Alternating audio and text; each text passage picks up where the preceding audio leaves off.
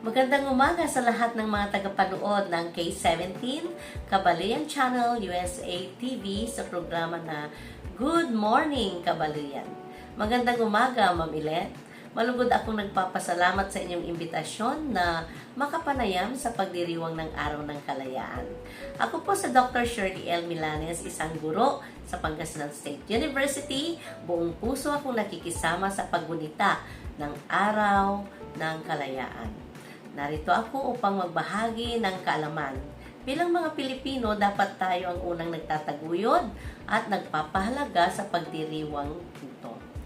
Alam niyo ba na ang pambansang awit ay isang mahalagang bahagi ng pagkakakilanlan at kultura ng bansa?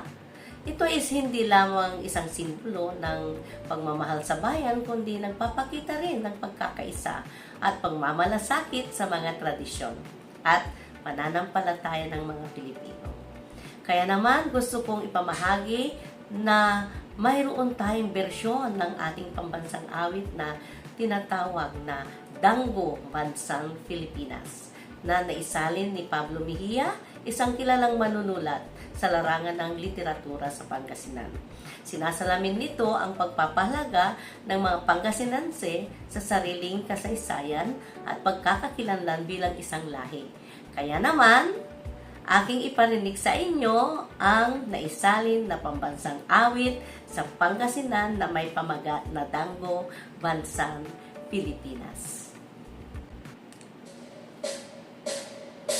O Pilipinas, dalinin kagangkalan mo siya na dayak, dapit letakan, simpoy kayagan, pananong gagapanday, tutun lapag, dapit sislakan, sari anak mo dakawana din, ibagakit sikat, dilin-dilay na doon nakaukulay, galang mo dagkay nawaan, jet palanday lawak, takil dayat, uno dyan lawak, supanday pati ang ditwarwa, uskay pansagagan, jet silong nalay-lay mo, magkakasakay, nadyan si kabalikutan mangyagan, bakta dyan